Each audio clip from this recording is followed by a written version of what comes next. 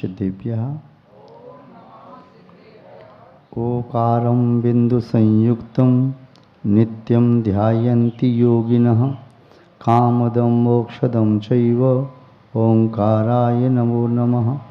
अविरल शब्दघनौघ प्रक्षालित सकलभूतलमलकलङ्कः मुनिविरूपाशिततीर्थां सरस्वती हर्तनो दुरितान् अज्ञानतिमिरान्धानां ज्ञानाञ्जनशलाकया चक्षुरुन्मीलितं येन तस्मै श्रीगुरुवे नमः।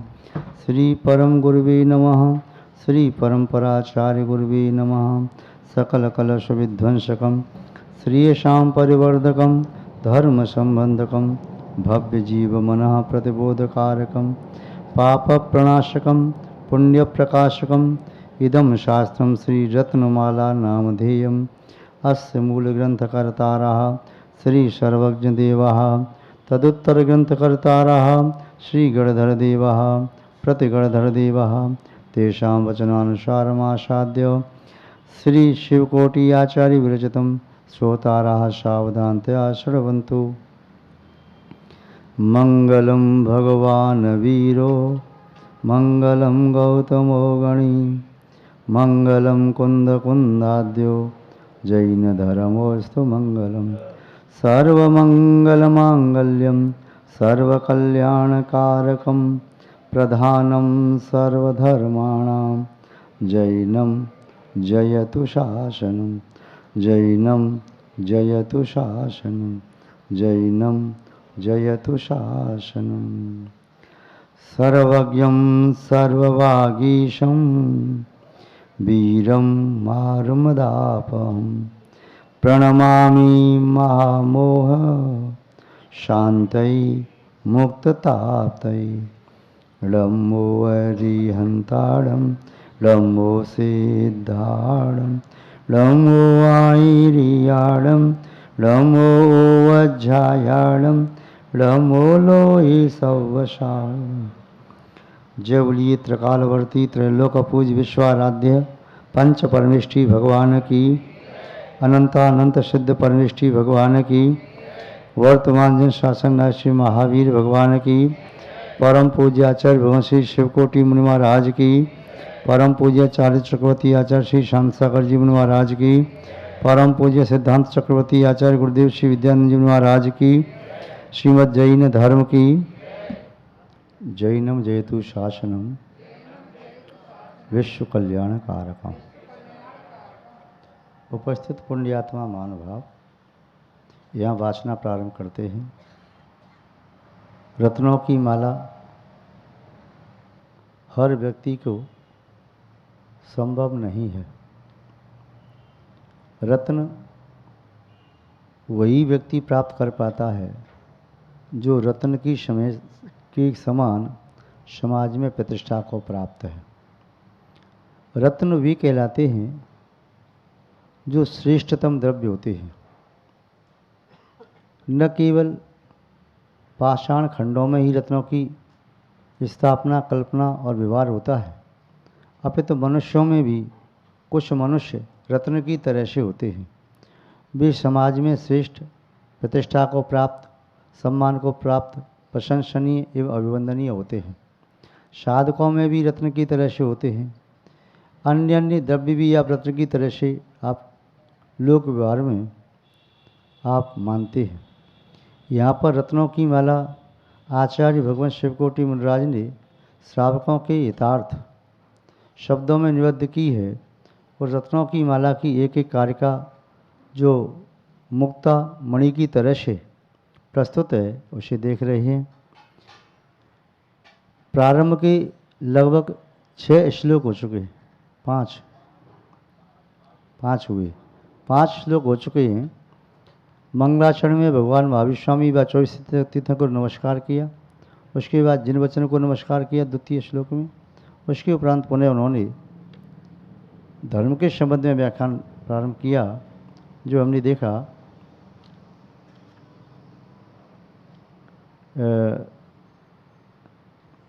सिद्धसेन आचार्य महाराज को उन्होंने नमस्कार किया, फिर आचार्य समंतव स्वामी अपने गुरु महाराज को नमस्कार किया और इसके उपरांत 5वें श्लोक में उन्होंने बताया कि वर्तमान काल में तीर्थंकरों का अभाव है और गर्दर प्रविष्टि शुद्ध केवली का भी अभाव है।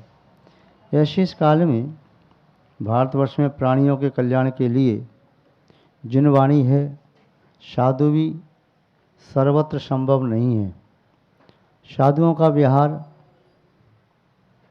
बड़ा कठिन हो गया आज के काल में, किंतु जिनवाणी को व्यक्ति अपने पास 24 घंटे रख सकता है। विदेशों में भी जिनवाणी को लेकर के जा सकता है। जिनवाणी को आप अपने जिस फ्लोर पर रहते हैं, जो आपका फ्लैट है, चाहे 100 नंबर का है, तो वहाँ तक जिनवाणी को लेकर जा सकते हैं, साधु भली न पहुँच पाए। 100-200 किलोमीटर का एरिया जंगल पड़ता है, वहाँ साधुओं का व्यवहार संभव नहीं है, किंतु उसके पार भी आप रहते हैं तो जिनवाणी लेके जा सकते हैं।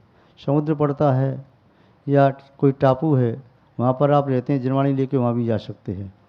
जिनवाणी आपके लिए 24 घंटों वह धर्म ध्यान का निमित्त बन सकती है। तो यहाँ पर जिनवाणी को नमस्कार किया और कहा कि ऐसी जिंद भगवान की वाणी को जो गर्दर प्रविष्टि ने संग्रह किया, आचार्यों ने लिपिबद्ध की, उसी के अनुसार मैं श्रावकों के लिए उपयोगी कुछ कार्य का यहाँ पर लिखता हूँ, कहता हूँ। इस प्रकार 5वें नंबर के श्लोक में उन्होंने श्रावक के लिए उपयोगी कार्यक्रमों को कहने का संकल्प लिया है। अब वह संकल्प के साथ ही ग्रंथ को प्रारंभ कर रहे हैं कि श्रावकों के लिए उपयोगी क्या है, संसार में कल्याणदायक वस्तु क्या है, 3 लोक में सारभूत क्या है। 3 लोक में सारभूत दौलत राम जी कहते हैं वीतराग विज्ञानता है, सकल कीर्ति महाराज ने लिखा है वैराग्य है, आचार्य कुंद स्वामी ने कहा ज्ञान सार है, नानम नरस सारो, अन्य आचार्यों ने कहा सदाचार ही सार है, किन्हीं आचार्यों ने कहा अहिंसा ही सार है, कोई दया शब्द को सार रूप से मानते हैं। 3 लोक का सार कोई वैराग्य मानते हैं और तो कोई धर्मानुराग मानते हैं। 3 लोक का सार कोई रत्नत्रय मानते हैं, कोई मोक्ष मार्ग मानते हैं। 3 लोक का सार कोई कषायों का शमन मानते हैं तो कोई इंद्रिय विजेता मानते हैं। 3 लोक का सार किन्हीं के शब्दों में आत्मा की आत्मा में लीनता हो जाना मानते हैं तो कोई 3 लोक का सार अनंत अवस्था मानते हैं। किन्हीं के शब्दों में 3 लोक का सार सिद्धत्व की प्राप्ति है। खैर, यहाँ पर 3 लोक में सारभूत प्राणियों के कल्याण के लिए प्रारंभ में श्रेष्ठ चीज़ क्या है, आचार्य महोदय के शब्दों में देखते हैं। सम्यक्तम सर्वजंतूनां, सम्यक्तम सर्वजंतूनां श्रेयः श्रेय पदार्थिनां, श्रेयः श्रेय पदार्थिनां बिना तेन व्रत सर्वो, बिना तेन व्रतः सर्वो प्यकल्प्यो मुक्त हेतवे, प्यकल्प्यो मुक्त हेतवे। पढ़िए। श्लोक बहुत सरल हैं, थोड़ा सा भी उपयोग लगाएंगे तो यह पढ़ते पढ़ते भी कंठस्थ हो सकते हैं। दमोह में जब चातुर्मास किया था 1996 में, उस समय ऐसी भाषा चलती थी सुभाषितनावली की, और एक दिन में 8-8, 10-10 श्लोक भी पढ़ाए जाते थे। तो उस समय के श्रावक श्राविका तत्काल में याद करके कंठस्थ करके सुना सकते थे। आप लोग भी चाहें तो पूरी रत्नमाला को कंठस्थ करके अपने कंठ में और हृदय में धारण कर सकते हैं, जीवन में आचरण कर सकते हैं। यदि कोई व्यक्ति कंठस्थ करने का पुरुषार्थ कर रहा है तो संभव है उन महान भावों को कमेटी की ओर से विशेष सम्मान और पुरस्कार भी दिया जाएगा। कोई भी प्रयास कर रहा हो, कोई करे प्रयास कंठस्थ करने का, आपस में कोई भी, बहुत सरल हैं। शंकर त्यागीवती भी प्रयास कर रहे हैं, वो भी बहुत श्लोक याद हो जाएंगे और इसका अर्थ भी सरल है जब किसी श्लोक गाथा का अर्थ समझ में आ जाता है तो श्लोक भी जल्दी याद हो जाता है। जिन्होंने याद करना प्रारंभ नहीं किया है तो अभी भी प्रारंभ कर सकते हैं और आपको याद कर लेंगे तो पर्युषण पर्व के अंत तक यदि ग्रंथ पूरा हो जाता है तो फिर आपको प्रशस्ति पत्र, प्रमाण पत्र और पुरस्कार कमेटी के द्वारा दिया जाएगा। ठीक है, तो इसका अर्थ देखते हैं अब, संक्षिप्त अर्थ। सम्यक्त्वम सर्व जंतु नाम। सम्यक्त माने सम्यक दर्शन, सर्व माने संपूर्ण, जंतु नाम माने प्राणियों के लिए, श्रेय माने कल्याणदायी। श्रेय पदार्थ नाम, श्रेय कल्याणदायी पदार्थों में। संसार में जितने भी कल्याण करने वाली वस्तुएं हैं, पदार्थ हैं, जिन वस्तु का आशय लेकर के व्यक्ति सोचता है मेरा इससे हित होगा, कल्याण होगा, सभी पदार्थों में, सभी वस्तुओं में सबसे श्रेष्ठ कल्याण करने वाला प्राणी मात्र के लिए कुछ है तो वह है सम्यक्त। सम्यक्त के अलावा दूसरा नहीं है। इनके गुरु महाराज आचार्य समत्व स्वामी ने भी सम्यक्त की महिमा इसी प्रकार का श्लोक लिखा है। उन्होंने लिखा है, न सम्यक्त समम किंचित त्रयी त्रिजगतपि श्रेयो श्रेष्ठ मिथ्यात्व समम नान्यत तनुभृताम। सम्यक्त के समान तीनों लोकों में, तीनों कालों में संसारी प्राणी के लिए कोई कल्याण करने वाला नहीं है, और मिथ्यात्व के समान तीनों लोकों में और तीनों कालों में इस प्राणी का अकल्याण करने वाला कोई नहीं है। ऐसा आचार्य समत्व स्वामी ने रत्नकंडक शावकाचार में लिखा। सम्यक्त को सार माना है, अन्य जगह जो सार माना है तो रत्नत्रय को ही माना या वैराग वीतरागता को माना, किंतु आचार्य शिवकोटि मुनिराज का कहना है कि सम्यक्त के बिना कुछ भी करो, बिना सम्यक्त के आगे बढ़ते ही नहीं। मोक्ष मार्ग का प्रारंभ होता है तो सम्यक्त से होता है। आपकी दृष्टि में भगवान के पांचों कल्याणकों में गर्भ कल्याणक श्रेष्ठ है। यदि जीव गर्भ में ही नहीं आएगा तो जन्म कहाँ से होगा, और गर्भ में सकुशल नहीं रहा तो जन्म कैसे होगा। गर्भ कल्याण के बाद ही जन्म कल्याणक संभव है, फिर दीक्षा कल्याणक, ज्ञान कल्याणक, मोक्ष कल्याण संभव है। इसलिए इन्होंने ज्ञान को श्रेष्ठ नहीं कहा, चारित्र को श्रेष्ठ नहीं कहा, वैराग को श्रेष्ठ नहीं कहा, तप को श्रेष्ठ बिना यदि किसी को संसार शरीर भोगों से विरक्ति भी हो गई तो कल्याण नहीं कर सकते। शंभु दर्शन के बिना जितना भी ज्ञान है वह अज्ञान कहलाता है, कल्याण नहीं कर सकते। शंभु दर्शन के बिना यदि कोई संयम भी स्वीकार कर ले तो मोक्ष मार्ग नहीं बन सकता। शंभु दर्शन के बिना यदि कोई कुतप भी करे तो उसके कर्मों का क्षय नहीं होता। शंभु दर्शन के बिना कोई ध्यान भी लगाए तो उसका ध्यान प्रशस्त नहीं, अप्रशस्त आर्त और रौद्र ध्यान बन जाता है। इसलिए आचार्य शिवकोटि मुनिराज के शब्दों में, उनकी दृष्टि में सम्यक्त ही सबसे श्रेष्ठ है। बिना सम्यक्त के मोक्ष का मार्ग, कल्याण का मार्ग, धर्म का मार्ग प्रारंभ ही नहीं होता। वारे भावना में आप पढ़ते हैं, सदगुरु देय जगाए मोह नींद जब उपशमे तब कछु नहीं उपाय कर्म चोर आवत रुके। इसके पहले कहा कि मोह नींद के जोर जगवासी घूमे सदा, कर्म चोर चंगोर सर्वस लूटें शुद्ध नहीं।